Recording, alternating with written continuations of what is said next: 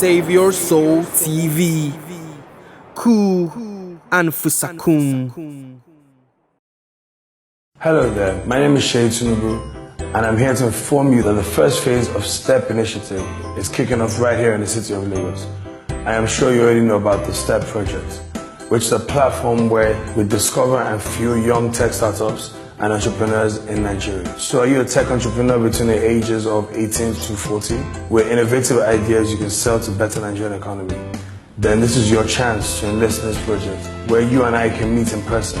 to get mentorship from me and other seasoned experts in the industry. You also get the opportunity to network and meet established businesses in the tech industry, where you can pitch your ideas and get funding for your business worth 5 million naira. Are you excited? Then join us today by following the link on the screen at www.noelafoundation.org. Together we can build our businesses, we can build your businesses, and improve the Nigerian economy. Looking forward to meeting you.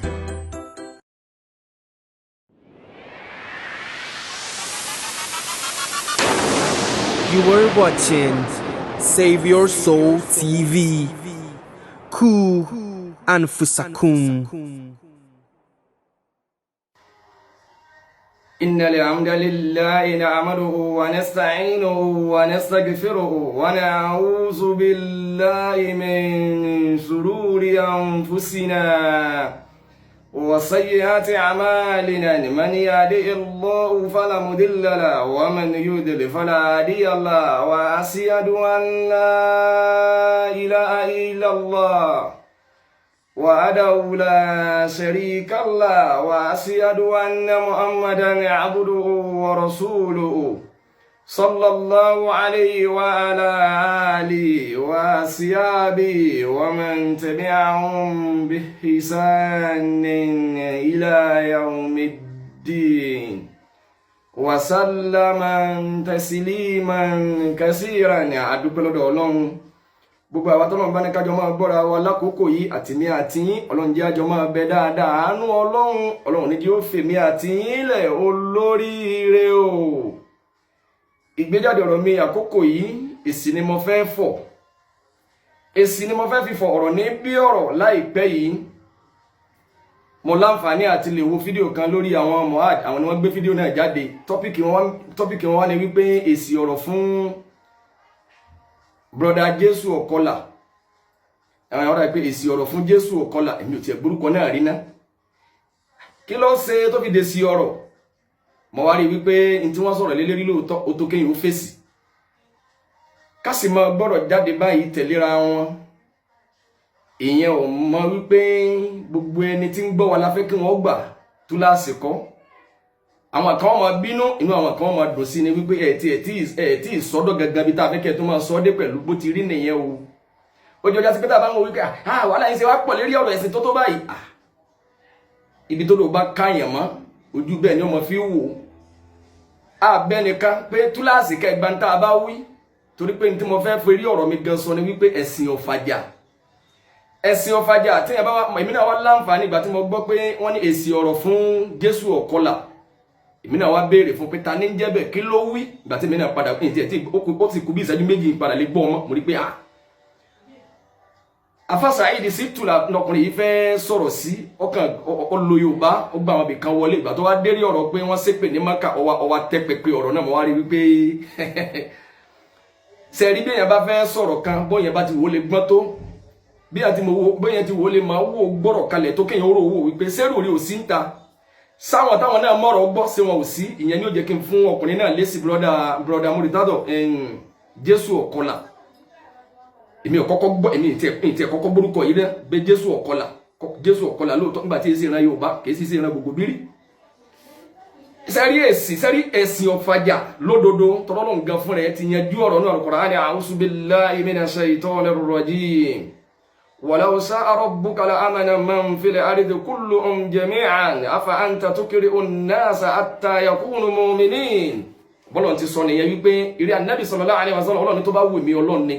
La'amana man fil ardi kulluhum jami'an gbogbo èèyàn tí ń bẹ lórílẹ̀ ayé ni ó bá ṣe tèmi Ọlọ́run ó bá nígbàgbọ́ sí mi Ọlọ́run mùsùlùmí ni gbogbo ara ayé ó bá jẹ́. Ọlọ́run wá ní afa anta tukri'u an-nasa abire anabi ó fẹ́ di àwọn èèyàn ńpa ó fẹ́ mú wọn ní túláàsì ó fẹ́ kógun jà àwọn èèyàn hatta yakunu mu'minin títí kálukú fi wá di mùsùlùmí. Ọlọ́run ní kò rí bẹ́ẹ̀ má bẹ́ẹ̀ nìkan jà má gbógun tẹ nìkan ní fi ń sọ wípé ẹ̀sìn ọ̀fàjà ọ̀nà tí brọ́dà yìí náà brọ́dà Murtado Jésù ọ̀kọlà yìí ọ̀nà tó náà gbà wọlé ní wípé àwọn mùsùlùmí àti mùsùlùmí là ń bára wa jà kí ló fẹ́ fàjà ẹ̀sìn ọ̀fàjà kọ́dọ̀ Ọlọ́run náà túkì wá ń lọ wípé la ikraha fi ddin qad tabayyana rushdu minal ghayy. Ọlọ́run ní ẹ má múra yín ti bá o ẹ má jà lérí ẹ̀sìn ẹ má bára yín jà ẹ gbọ́dọ̀ gbógun tira yín lórí wípé lágbájá yìí ṣe mùsùlùmí ẹ gbọ́dọ̀ gbógun tira ẹni. Ọlọ́run nítorí wípé ọ̀nà tó ti fojú hàn ọ̀nà àlàáfíà ọ̀nà tí yóò fi rálẹ̀ jẹ́ náà wọ́n ti fojú hàn bẹ́ẹ̀ lọ́nà àánú náà ti fojú hàn ẹnìkan ò ní mọ̀ yìí ẹnìkan ò ní sọ pé òun ọgbọ́n tí ń jòdòdó ìsìlámù lákòókò yìí àfẹnitọ́ jẹ́ pé látọ̀run ní ti ń gbọ́ ọbọ̀ lókù ẹnìkan ò tó ní kó ọwọ́ pé kẹ́nìkan bá tó ń jẹ́ lónìí kó sọ ọ́ dẹlẹ́bọ àfẹnitọ́ bá jẹ́ wípé fúnra ẹ̀ lọ́gọ̀ fúnra ẹ̀ lókù òdodo yìí ti ń kárí ilé ti ń kárí oko ọlọ́mọkàn wá jẹ́ kí ìsọnù tí sọ ní dọ́mọ náà ọlọ́mọdé ó kò lérí wa àdúrà ní o kéèyàn wá ṣiṣẹ́ tọ̀ bọ́ ọba ti ń gbódodo àbí kọ́ ọmọ tẹ̀lé sẹ́rí ìyẹn fi ẹ̀sìn ọ̀fàjà Ọlọ́run ni ẹ má bára yín jà ẹ̀sìn má gbógun tira yín àmọ́ tó ń ti bẹ́ẹ̀ láàkín bí sáré tí ó ní májẹ̀mú owó torí pé àdìsí mi tún wà tó lálàáfíà ọ̀rọ̀ anábì wa Muhammad sallallahu alayhi wa sallam tó wà nínú Bukhari anábì sallallahu alayhi wa sallam ní man badala dinahu faqtuluhu gbogbo ẹni tó bá jẹ́ mùsùlùmí tẹ́lẹ̀ tó wá lóhun òsì ìsìláàmù mọ́ anábì sallallahu ẹ̀wò dájọ́ tí ẹni tó mùsùlùmí ni ẹ tẹ́lẹ̀ ìsìláàmù ń kọjá yí pé mùsùlùmí ni mí àmọ́ àhẹ́sẹ́ mọ́ ìtí ò ní mú ọ ṣe mọ́ sọ pé ó sà ní dájọ́ torí pé ọ̀rọ̀ ní bí ọ̀rọ̀ bẹ́yẹ bá ṣe sọ̀kò bẹ́yẹ bá ti lọ́jà yìí làáfi sọ̀kò ẹ̀ Ọlọ́run lè gbọ́dọ̀ gbógun tira yín ẹ gbọ́dọ̀ mú yẹn ti pa pé kó di mùsùlùmí àmọ́ àtúnwárí àdìsí anábì sallallahu alaihi wasallam wípé man badala dinahu faqtuluhu gbogbo ẹni tó bá pààrọ̀ ẹ̀sìn tó lòun ò sí ìsìláàmù mọ́ ó ti nígbàgbọ́ mùsùlùmí tẹ́lẹ̀ ó wá lòun ò sí mọ́ tó bá jẹ́ pé ìlú tá a ti ń lò òfin ẹ̀sìn tá a ní kọ́ dí tó jẹ́ pé ní òfin ẹ̀sìn là ń lò ó ní tí ìsìláàmù ní kí wọ́n ṣe lórí ẹ̀ bí ọba túbá ẹni tó bá ṣe rí dà pé òun ò sí mùsùlùmí mọ́ ìyẹn ti tú wálẹ̀ wípé tá a bá rò pé kò yẹ ká máa bára wa jà kò yẹ ká máa gbógun tira wa òdodo ni kò yẹ ká gbógun tira wa àmọ́ mo ní bẹ́ẹ̀ yẹ bá ti lọ lèèyàn fi sọ̀kù ẹ̀ ọ̀rọ̀ tilẹ̀ Yorùbá wa ń bí àfa Saheed Shittu tí àfa yìí tí brọ́dà Murtado yìí Jésù ọ̀kọlà tí ó ní òun fún ní mọ̀ràn tí ìbá tẹ̀sẹ̀ sọ̀rọ̀ báyìí ó ṣeé ṣe kẹ́rin pé ojú mi dúdú pé ibi tí mo wà kò sí iná ni o ẹ sì ti ń gbọ́hùn mi bẹ́ẹ̀ bá ti ń gbọ́hùn mi ọ̀rọ̀ náà la fẹ́ ká gbọ́ torí pé bó ti gbàgbọ́rọ̀ ẹ̀ kalẹ̀ yóò rò pé òdodo ọ̀rọ̀ ní sọ bàbá tètè wá sọ̀rọ̀ lérí ẹ̀ báyìí ọ̀pọ̀lọpọ̀ àwọn èèyàn lè máa rò lẹ́mi pé ní tí sì ń wí lódodo kò yẹ ká máa gbógun kọ́ ẹ̀ sọ yẹ kéèyàn lọ Mákà kó lọ lè ṣe pé ẹ dákun sẹ́ẹ̀rí ká má gbógun tira wa ká má dako ara wa àbí ká má dìtì ara wa ká má gbógun tira wa lérí ọ̀rọ̀ ẹ̀sìn ọ̀rọ̀ tilẹ̀ Yorùbá ò rí bẹ́ẹ̀ bá a ti rí bẹ́yàn bá ti rí lòjíṣẹ́ tọ́lọ́run ọ̀nà sí bá a ti rí ilẹ̀ Yorùbá wa ń bí lọ́lọ́run fi gbé ọmọkùnrin yìí dìde ìyẹn àfa Saheed Shittu bá a ti rí lọ́lọ́run fi gbé dìde lé wa lérí wípé máa ké má wọn gbogbo ẹni tí ó bá fẹ́ gbà mo lù ọ́ fún máa yẹ pẹ́rẹ́ ẹnìkan ò ní gbógun tòdodo ẹ má jẹ́ ń tẹ̀yìn mọ́ka bẹ́ẹ̀ lọ́run gbogbo ń tà àfa yìí lọ lè ṣe ní Mákà tẹ́ fẹ́ máa fàbò sí sọ pé ń tó ṣe yí ọ̀dà mọ́ bẹ́ẹ̀ lọ́run gbogbo èpè táfà yìí sí ọlọ́mọ́sàdí ọ̀sẹ̀ ní àkànbá wípé kọ́ máa sẹ́mi mọ́ èyí máa kọ́ máa wí ni àmọ́ gbogbo èyí tó ti sẹ́hun tó gbogbo èyí tó wí ọlọ́mọ bẹ̀ ọ́ gbogbo àwọn tí wọ́n wù èpè náà tẹ́pè náà tọ́ sí ọlọ́run di ọ̀sẹ̀ lérí wọn àfa yìí alábòsí ọ̀tọ̀ níbi pé alábòsí ni yín ìfẹ́ kó papọ̀ àfa yìí wá ń sọ̀rọ̀ wípé kò yẹ kí sọ yẹ kéèyàn lọ Mákà kó lọ lè ṣe pé gbọ́dọ̀ yín wà tẹ́lẹ̀ torí pé ìjọ ajájá ni wọ́n pè mo sì gbà wípé àfa yìí lóòótọ́ brọ́dà Murtado yìí Jésù ọ̀kọlà yìí ara ìjọ ajájá ní ọ̀dẹ̀ torí tí kì í bá ṣèjọ ajájá ni ìgbà tí kan nínú yín jáde tó ní ẹ lè jájá ẹ máa jájá lọ lórúkọ ẹ̀sìn Islam kí lọ wí mbẹ ẹnìkan jáde nílẹ̀ Yorùbá wa ń bí mo wí lánàá náà àbílẹ̀ ni ó ní kéyìn lẹ́nu èèyàn kéyìn sọ pé ó ní Jibrilu alayhi salam ológọ̀ ó ní ẹni tó bá sọ pé Jibrilu gọ̀ ó lè ń tọ̀ òun sì wà lè Janna àwọn èèyàn wá ń ṣe wá sí wípé èyí tẹ́ ń pariwo máwọn èèyàn àwọn afáwa tẹ́ ń ké máwọn èèyàn ẹ̀ lọlẹ̀ Ìgbò ilẹ̀ Ìgbò ni ẹ ti máa lọlẹ̀ pé àwọn èèyàn sẹ́sìn Saheed Shittu tó máa ń kọ́ bá fẹ́ jí sẹ́sìn ilẹ̀ Ìgbò ni ọlọ́mọ ń bí ilé rẹ̀ tó bá jẹ́ pé Ìgbò ló bá sọ orú ọ̀rọ̀ tọmọkùnrin yìí sọ yìí ọmọ arábàdàn ni ẹ̀yà arábàdàn ẹnìkan sọ nínú yín wípé Jibrilu àfáà Nábì sallallahu alaihi wasallam ó lágọ̀ níta gbangba ẹ̀yà kò sẹ́ni rẹ̀ láàrin yín mọ́ ni èmi ò gbọ́rọ̀ arábàdà kankan ẹwọ́ Ìbàdàn ní Nàìjíríà ibi tí wọ́n ti kọ́kọ́ bú Jìbìrìlù rí wípé ọgbọ̀ agbọ́ àwọn tí wọ́n sọ pé Jìbìrìlù ó ṣiṣẹ́ jẹ́ pé alì lọ́lọ́run rán sí pé jàǹbá ló ṣe tó fi jíṣẹ́ fún Ànábì àmọ́ pé èèyàn kọ́kọ́ bú àfáà Ànábì sallallahu alaihi wasallam pé Jìbìrìlù gọ̀ ọmọ Ìbàdàn ni o Jésù ọ̀kọlà bó lọ wà nígbà náà ó ṣe fídíò ẹnìkan ọgbọ́n rẹ̀ bẹ́ẹ̀ lọ́lọ́run kì wá ń lọ nínú Al-Qur'ani náà pé faqtulul mushrikina haythu wajadtumuhum Ọlọ́run ni ẹ gbógun tàwọn ẹlẹ́bọ gbogbo bí tẹ́ bá ti pàdé wọn ìyẹn tú wálẹ̀ wípé gbogbo ẹni tí bá ń dẹ̀sẹ̀ rú tí ibò kan ló bá wá sọ ọdún tọmọkùnrin yìí sọ irú ọ̀rọ̀ tó jáde láti Ìbàdàn yìí tí èsè mùsùlùmí pé kẹ́nìkan kà ṣe fídíò tí kì í ṣe mùsùlùmí pé Jìbìrìlù tó gba Al-Qur'ani wá fà Nábì àgbọ̀ ni kí lẹ́sẹ̀ ẹnìkan wá wí láàrin ẹ̀yin Yorùbá ẹnìkan kan nínú ẹ̀yin àfáà subhanallah ẹnìkan kan nínú yín ó sọ̀rọ̀ fídíò rẹ̀ wo lọ ṣe lérí ajá tí ọ̀gá rẹ̀ ní káwọn èèyàn máa jẹ pé ẹ lè jáyá sẹ́wọ̀n ẹni rẹ̀ wo ni wọ́n gbọ́tọ̀ sọ̀rọ̀ ẹ̀ rí bẹ́ẹ̀ ni tó bá yẹ pé torí ẹ̀sìn lọ fẹ́ torí ẹ̀ kú wípé ọlọ Mákà ọlọ lè ṣépè ìhà ìpè ní tó ń sẹ́ Ọlọ́run ní faqtulul mushrikina haythu wajadtumuhum ńjọ́ tó gbọ́ wípé ẹnìkan ní Jìbìrìlù gọ̀ ó yẹ kó torí ẹ̀ kú ńjọ́ tó gbọ́ wípé ẹnìkan sọ pé nìyẹn lè jájá ó yẹ kó torí ẹ̀ jáde àmọ́ gbogbo yín náà ẹ fẹ́ sòdodo torí pé ẹ fẹ́ bàbọ́ ìjọmọlúwà sẹ́rí tá a bá ń gbọ́rọ̀ jáde báyìí túláàsì kọ́ni kẹ́ túláàsì tó bá ti rí mi pé mi ni mo fẹ́ kọ̀ọ̀kan bọ́ọ̀ bá ní gbọ́ máa bá tiẹ̀ lọ túláàsì kọ́ni kọ́ gbọ́ ọkọ̀ tẹ̀lé tí mo bá wí o ẹni tọ́lọ́ bá kéré ire mọ́ torí ẹni máa fi nípìlẹ̀ ọ̀rọ̀ mi ni máa fi sọ pé olórí ire o àjọjá sí pé ìpèdàkejì ọwá bẹ̀rẹ̀ sí kí ọ̀rọ̀ àfáà Saheed lójú pé ó ṣépè Mákà níbo ni wọ́n etí ṣépè etí ò dùn wọ àfáà yìí torí ọ̀tún wá ń sọ̀rọ̀ àwọn èèyàn àwọn Facebook ló jẹ́ kẹ́ ẹ dẹ́lò mi mọ̀ eré ibo ni wọ́n ti ń sọ̀rọ̀ yìí ibo lèmi ti mọ̀ pé wọ́n yìí pé jọ ajaja ni wọ́n pé Jésù ọ̀kọ̀lẹ̀ mi ò mọ̀ rí tẹ́lẹ̀ ẹlòmí ò máa sọ̀rọ̀ lórí Facebook pé ẹ wá fẹ́ bà mídíà jẹ́ ẹ wá ń búra yín bó ni wọ́n náà ti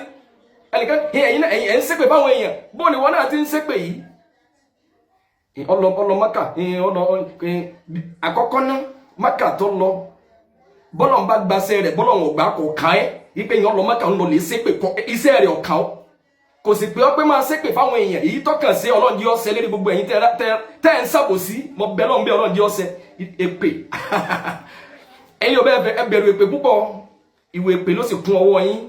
àsì ní dákẹ́ Ọlọ́run ló pa wá láṣẹ bẹ́ẹ̀ ayé Al-Qur'ani tí mo kàlẹ́ kan náà ni Ọlọ́run ní faqtulul mushrikina haythu wajadtumuhum orí Facebook náà lè ti ń wí ikú ìbúlà wà ní òtí wa máa ń sọ àwọn náà ṣẹ̀ṣẹ̀ bẹ̀rẹ̀ wá sí kémi bẹ́ẹ̀ sì ni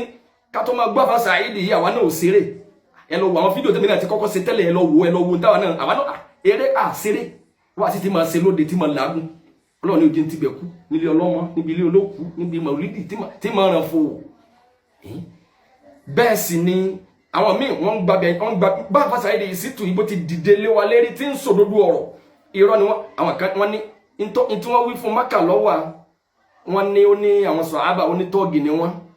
onítọ́ọ̀gì ni wọ́n ó sì jáde padà ó lóun wí bẹ́ẹ̀ kò sí wí bẹ́ẹ̀ lóòótọ́ nítorí pé ẹ̀ ń wá irọ́ bẹ́ẹ̀ bá ti gbódòdó tínú yóò bá ti dùn sí bẹ́ẹ̀ ti jó irọ́ mọ́nítọ̀ ń sẹ́rí bẹ́ẹ̀ ti gbọ́n àwọn náà gbọ́n kò sẹ́ni tọ́gọ̀ ọ̀nà tẹ́ ẹ bá gbà Ọlọ́run fún àwọn náà nílà káyì láti lè gbàbẹ̀ a máa fọgbọ́n ṣe àjọpilẹ̀ nìyẹn tọrọ mọ̀ kán jáde gbogbo ẹni tó bá kó Saheed Shittu lọ́wọ́ wọ́n máa gbé fídíò jáde múra wí tí ọ̀yẹ́ kọ́ wí ẹ̀ ń ná owó tán adúgbò lọ́dọ̀ Ọlọ́run ọ̀rọ̀ ẹnu kọ́ ẹgbìyànjú ẹ̀ àjọ àwa náà ti rúgbó ká tó jájú ọ̀nà àjọ yí ẹyin wípé ẹ má dé pàǹpápọ̀ pẹ̀lú ara ayé nìkan mọ́ ẹ ránṣẹ́ sẹ́rù ọ̀run ẹ jẹ́ wọn kún yín lọ́wọ́ ẹ ránṣẹ́ sáwọn ará ọ̀run gbogbo àwọn àgbàlagbà tẹ́ ẹ fi ń bojú àwọn àfáà tí wọ́n ti lọ nínú àwọn tí wọ́n ti lọ èwo nínú wọn ló bú Jìbìrìlù rí èwo nínú wọn ló sọ pé ká máa jájá rí èwo nínú wọn ní yẹ pé àwọn sọ àbàrí nínú gbogbo àwọn àfáà tẹ́ ẹ fi ń bojú àwọn yìnbá sí àwọn àgbàlagbà jẹ àwọn òwò làgbàlagbà gan ọ̀rọ̀ mi lórí bíi pé tálábà tẹnijẹ́ ibẹ̀ mo ti tún fẹ́ ẹ máa retí ọ̀rọ̀ àjọ pilẹ̀ nìyẹn ṣé orí mídíà yìí ọwọ́ ń sọ̀rọ̀ wípé ó ní àfáà jáde padà ẹ dìgbẹ̀ yẹn mú ẹ ló wá ó ti pè àwọn sọ àbá ń tọ́gi o kọ́dà nínú àwọn dèdè nígbà táwọn náà tún ń pèrè àwọn mo wí bẹ́ẹ̀ ni o sọ pé ìdákọ̀ ẹnìkan bẹ́ẹ̀ ló tún àwọn ẹni ẹ̀yìn àfáà yẹn náà àfáà yìí eléyìí ò gbẹ́sìn yé ń bú àwọn ń bú súná tó ń ta ìkéwù ẹ̀ níwọ̀n bá tó mọ̀ kò wúwìkúwì kò tútùkùtù bẹ́ẹ̀ ni ó ní ẹnìkan pè wọlé lórí program àwọn ọmọ kan tí wọ́n ń gbógun ti ó ní àwọn ìyá kan ó ní ó fọmọ lóyún kí ló dé tó yẹ pé táwọn ẹni yóò bá tó bá fẹ́ ó sẹ́yún fún yàn ẹnìyẹn ti wá kó nínú Islam ẹ wo orú adúrú lọ́tọ́ tó bá yẹn tó bá jẹ́ pé lódodo ni ẹ̀sìn làwọn náà fẹ́ jà fún tó yẹ kí wọ́n fóbìnrin òní wípé ṣe fídíò pariwo rẹ̀ fọ́n rere àwọn mọ̀lẹ́bí obìnrin gan ní ọ̀sọ̀ pé lágbájá ń dò lọ bímọ tó sẹ́yún irọ́ ló ń pa yìí àìlè ṣe fídíò sọ pé voice gbogbo ẹni àwọn tán kọ́ọ̀lù wọlé tẹ́lẹ̀ ẹlòmí ọmọ wíwíkúwì ẹni tó bá tó bẹ̀ tó bá wọn kó náà òun fẹ́ gbìjà ẹ̀sìn fún rẹ̀ má lè ṣe fídíò fún rẹ̀ ọ̀ nídìí kọ́ máa gbọ́ sábẹ́ àwọn akẹ́kọ̀ọ́ máa lọ lè kọ́ọ̀lù wọlé kọ́ máa wíwíkúwì kọ́ máa parọ́ máa yàn kọ́ máa sọ sẹ́ẹ̀rí kálukú wa nípalẹ̀ máa fúnra wa faqtulul mushrikina haythu wajadtumuhum Ọlọ́run ló wí bẹ́ẹ̀ àjọ gbógun tira ọ̀rọ̀ ẹ̀sìn ilẹ̀ Yorùbá kọjá bẹ́ẹ̀ ìyá Saheed Shittu kọ̀yẹ́ kọ́ mú tó bá ìwíkúwì tá ìwí ilẹ̀ Yorùbá bọ́ ni wọ́n ti wíru ẹ̀ wá gbọ́ sábẹ́ ẹ̀sìn ẹ̀ ń sẹ́bọ́ lọ́rẹ̀ gbogbo tó làwọn ọba òfẹ́ lẹ̀ ń dánwò gbogbo tó làwọn ọba òfẹ́ gbogbo tó làwọn ní awí nínú ẹ̀yìn o àyàn àfa àmọ̀dẹ́dádọ̀ Jésù ọ̀kọlà ẹnìkan sọ pé ànábì wọṣẹ́ ni ànábì gba ọgbẹ̀ran ọgbà òróró tí ègbín ẹran ànábì ṣe jálàbí ọ̀jáde nígbà tó jẹ́jú ajájá ẹ̀sìn lẹ́fẹ́ gbógun tì láàfin ní sinmi ní dákẹ́ àfáṣáyé ẹ wá parọ́ mọ́ ẹ wá ń hunrọ́ yẹn ẹ wá ń fọn rere ẹ àṣírí rẹ ti tú ó ti fẹ́ nìkan ní kíníkan ó fáwọn kan lóyún ó ṣe kíníkan kí lẹ fẹ́ kó ṣe Yorùbá sì bẹ̀rù èpè sẹ́rí ọ̀rọ̀ tẹ́ ẹ̀ bá ti fẹ́ kí wọ́n máa gbé ọ̀rọ̀ yín kì í kan mọ́ tó sì mọ̀ pé ọwọ́ rẹ̀ má lérí nǹkan kan èpè ni wọ́n fi lé fún wọn kódà wọn ti kì í sàfà bàbá nínú àwọn àgbàlagbà wa kan nínú àwọn olórin tí wọ́n ti lọ ìgbà kan wọ́n lọ lù kan wọ́n lọ kọrin mo ní irú ẹ̀ bí mẹ́wàá tí mo lè fi ṣàpèjúwe àmẹ́kẹ́ ẹjẹ́ mú ìwá náà wọ́n á lọ lù kan lọ kọrin ìwọ́n ń kọrin lọ́wọ́ ọmọkùnrin kan wọ́n ń ná lówó bí ṣe wọ́n ń ná lówó ní ìyá tó bí ọmọkùnrin tí ń ná lówó yẹn ló bá wá ojú agbo ló bá ní ẹ fún mi ní máìkì mo fẹ́ dárin abágbé máìkì lé lọ́wọ́ ní bá ń sọ pé ọmọ ayé tí ọgbọ́n ilé ń bẹ ńlẹ̀ tí ọkọ̀ ń bẹ ńlẹ̀ tí ọ̀rà mọ́kà ń bẹ ńlẹ̀ tí ọlọ́ ọ̀nà kò mẹ́jọ fárẹ̀ mú ò ṣe ó ṣàkọrin yẹn nígbà náà bóni náà ṣe gbàlú kan nìyẹn ó bá di pé olórin yìí tí ìyá rẹ̀ kọ ni pé ọmọ òun ti náwó fọlọ́rin ilé ń bẹ ńlẹ̀ tí ọkọ̀ owó ní ná fọlọ́rin báwọn yẹn ti di pé wọn bá fẹ́ polórin yẹn lólórin mọ́ pé ṣe àbógun nílò fáwọn èèyàn ni èèyàn wà lówó lọ́wọ́ kò ní kọ́lé kò ní ṣe kíní kan yóò máa lọ lè náwó fọlọ́rin wọ́n bẹ̀rẹ̀ sí gbé ọ̀rọ̀ yẹn káàkiri olórin wá wò wípé ohun ọ̀ránṣẹ́ sí ọwọ́ wájú ni bí àbá náà ṣe fèpè lẹ́nu wípé gbogbo ẹni tí bá tó sọ pé ọmọ ayé tí ọgbọ́n ọ̀nàpọ̀ mẹ́jọ fara ẹ̀ mú òṣè ó ní bọ́bá bímọ mẹ́jọ kò ní kù kan ẹ̀yin tẹ́ ẹ kọ́ ọ̀nàpọ̀ mẹ́jọ fara ẹ̀ mú òṣè kíní kan ọmọ ayé tí ọgbọ́n ẹ̀yin náà lẹ́padà kọ pé ẹni tí bá ń sọ pé ọ̀nàpọ̀ mẹ́jọ fara ẹ̀ mú òṣè bọ́bá bímọ mẹ́jọ kò ní kù kan bàbá yẹn fèpè lé bí wọ́n ti sinmi ẹnu nìyẹn ìyẹn ló túgbé sáyé bàbá yẹn sí padà ó jẹ́ kálukú ọ̀fọwọ́ àwọn bọ́ sọ wọn ò jẹ́ wọn wí mọ́ ó fi jẹ́ jásí pé tẹ́ ẹ bá ti mọ̀ pé ìwé ìpè ni wọ́n ń wù kò sí tọ́tọ́ sí wọn àwọn kan náà sì ń gé fídíò wọ́n ń kọ́tì àwọn fídíò kọ̀ọ̀kan wọ́n lọ lè gbé sórí mídíà kan wípé àfa àwọn dàkátìrà tá a nílẹ̀ Yorùbá wa ń bí ọ̀pọ̀lọpọ̀ wọn ni ò ní kàn án ṣe ọ̀pọ̀lọpọ̀ wọn lọ lè kọ́tì ibi tí wọ́n ti sọ pé kọ̀yẹ́ ká máa dáko èèyàn bí wá sí sébi tilẹ̀ Yorùbá ń bí ni níbi táwọn yẹn ti ń jáde níta gbangba tí wọ́n ní ẹ lè máa wo sẹ́ ànábì ṣe jálàbí sallallahu subhanallah pé ànábì gbé wúrẹ́ ànábì gba òróró ní kọ̀yẹ́ ká máa dáko èèyàn àwọn ìtí ò jẹ́ tí wọ́n fẹ́ dáko àwọn náà ń mọ̀ pọ̀ yẹ àwọn àfáà tí wọ́n ju àwọn dàkátìrà tó wà yìí lọ tí wọ́n ju àwọn lọ wọ́n ṣe tíra tí wọ́n kọ gbogbo àwọn àfáà wọ́n lísì wọn pé eléyìí o ẹni bí ni ẹ̀gbọ́dọ̀ kátìrà rẹ̀ mọ́ àwọn tí wọ́n kọ tíra tí wọ́n dárúkọ àwọn èèyàn bẹ́ẹ̀ sẹ́yìn ò léjú fídíò lọ a lè pa fídíò rẹ̀ ẹ̀yin máa mẹ́rin kọ̀yẹ́ ká dáko èèyàn sẹ́rí ilẹ̀ Yorùbá bẹ́ẹ̀ ntẹ́ bá kànú tíra ẹ wá fòye tilẹ̀ Yorùbá ń bí ẹ fi gbé ẹ dáko èèyàn ń bẹ́ ìgbà Hausa ẹ dá àwọn dàyìn dàká abẹ́ẹ̀ ni sẹ́kẹ̀wá ìmọ̀ràn ni ẹlẹ́à ògèrè pọ́ máa lé ni wọ́n àwọn wò wípé gbogbo wọn fọgbọ́n ṣe wọn ò fẹ́ dáko àwọn èèyàn ẹwà àtìgbà tí wọ́n ti bẹ̀rẹ̀ wá sí ẹ bọ́ ní ẹ bọ̀rọ̀ sẹ́bọ̀ mọ́ Súfí wọ́n tó pa àwọn Súfí dépò pé àwọn súnà gan tó fẹ́ yọ wọn kó láàrin wọn pé eléyìí ń sáré súnà jà Súfí lòun náà oníbídíà ni wọ́n bàdá àwọn torí ẹ̀ ìtí wọ́n sá fún tí wọ́n fi fẹ́ dákọ ìtí wọ́n jà fún pé tí n bá dákọ nísìn àwọn èèyàn wọ́n lè máa gbókọ̀ mi jáde wọ́n máa gbọ́rọ̀ mi káàkiri síkọ̀ padà sẹ́lẹ̀ wọn lérí irọ́ tí wọ́n ń tì mọ́ wọn yìí àtọrúkọ wọn tí kálukú wọn fọn rere yìí ìtí wọ́n sá fún náà lọ padà sẹ́lẹ̀ yìí ṣèbí ibi táwọn náà ti parí ibẹ̀ náà ni Sheikh wa Kamaludeen Akorede ọlọ́njẹ́ mi wọ́n ogun àfisọ́ ọlọ́ ṣèbí bẹ́ẹ̀ àwọn náà ń ṣe wá sí táwọn ń tẹ̀ sójú ẹ̀ wọ́n ń dákọ pé eléyìí tó kọjá ká má dákọ àbí Yorùbá fàtó sílẹ̀ Yorùbá lókù Àfà Saheed Ọlọ́run wá lò wá jáde lé wa lérí wípé àfà Muritado Jésù ọ̀kọlà lóòótọ́ gbólọ́wà nígbà tó ga rẹ̀ ní káwọn èèyàn máa jájá nígbà táwọn yẹn ń ṣe nǹkan àrùn sóra Ìsá tí ìkan nínú yín sọ pé ànábì ọ̀lọ́sánmà lọ gbàrún wa gbólọ́wà ọ̀rọ̀ tó yẹ kó máa pa ọ́ lẹ́kọ̀ọ́ wá ní ẹnìkan lọ Mẹ́kà ọlọ́lẹ̀ ṣépè ṣé ájìrì ò ti bàjẹ́ kí ni tiẹ̀ ń bẹ kí ni tiẹ̀ ìwọ lọ sanwó Mẹ́kà fún ẹsìn mẹ́jọ ọjọ́ yín lẹ́jú bẹ́yìn àbí nígbà tá a fi ń jáde àbí sí owó kan ni wọ́n ń ṣe ẹni tó bá mọ̀ pé òun gbówó kan fún mi tí n fi ń ṣe yìí kọ́ jáde tó bá jáde ọ̀ pàdé pẹ̀lú bínú Ọlọ́run ẹnìkan kò sẹ́nìkan tó gbówó kan fún mi èmi àtẹnìkan ò sí ní kíníkà pé èyí mo ló kàn tí mo fẹ́ tí ń fún yín ara àwọn kọ̀ọ̀kan tí wọ́n ra dátà náà kíní Àfà Saheed yìí ká tó pàdé ẹ̀ à ń sáyé asọ́tẹ́rì ó sọ fún ipò lòun aṣọ fòbò alọ́run ni àbò ló ń kọ́lé fún wa òun kọ́ àfífà àwọn kan ṣe ẹ̀yin wọ́n dáwọ́ fóònù fún wọn ẹ̀yin wọ́n ń dáwọ́ fóònù fún wọn nígbà tí wọ́n wá ń dá ìwọ bára mi wá tọ́jú yìí tí wọ́n dá fún wa lọ ni ọ̀rọ̀ ẹ̀wọ̀ lórí talabatẹnijẹ́ ẹ̀yin ọjà ni wọ́n ń tà níjọ́ tí wọ́n tà tí wọ́n ń sọ̀rọ̀ ọjà là ń polójú ni àbọ̀rọ̀ ẹ̀sìn àbí ta nínú yín la wá mú tó láti pé ẹ wá arajà ọjà ni wọ́n ń tà sẹ́ẹ̀rí ntẹ́ nípalẹ̀mọ́ fún àwa náà nípalẹ̀mọ́ fún ilé lájọ wà nífi ń sọ pé Àfà Muritado Jésù ọ̀kọlà tó bá jẹ́ pé o kì bá salábòsí ń retí ẹ̀kọ́ jáde kọ́ wá sọ̀rọ̀ lórí pé sí ìsìlámù ní kẹ́ jájá ẹni tó bá bú Jìbìrìlù alayhi salam wípé Jìbìrìlù gọ̀ lọ́dọ̀ tiẹ̀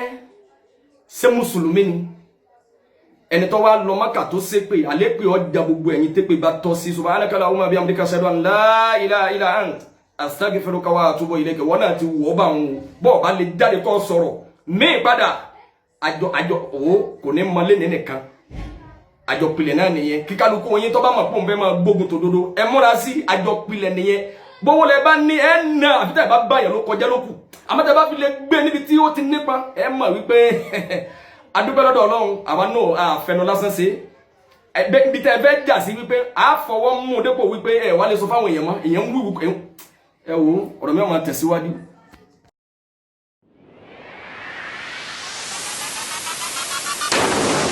You were watching Save Your Soul TV. Ku and Fusakun. Hello there, my name is Shade Tinubu, and I'm here to inform you that the first phase of STEP initiative is kicking off right here in the city of Lagos. I am sure you already know about the STEP project, which is a platform where we discover and fuel young tech startups and entrepreneurs in Nigeria. So are you a tech entrepreneur between the ages of 18 to 40 with innovative ideas you can sell to better Nigerian economy? Then this is your chance to enlist in this project, where you and I can meet in person to get mentorship from me and other seasoned experts in the industry. You also get the opportunity to network and meet established businesses in the tech industry, where you can pitch your ideas and get funding for your business worth 5 million naira. Are you excited? Then join us today by following the link on the screen at www.noelafoundation.org. Together we can build our businesses, we can build your businesses, and improve the Nigerian economy. Looking forward to meeting you. Assalamu alaikum, my Muslim brothers and sisters. If you're looking to purchase Islamic medicine such as black seed oil, black seed honey, or black seed capsules, please contact me. I also sell Islamic attires and perfume, so please contact me on 074 808 39910. That's 074 808 39910.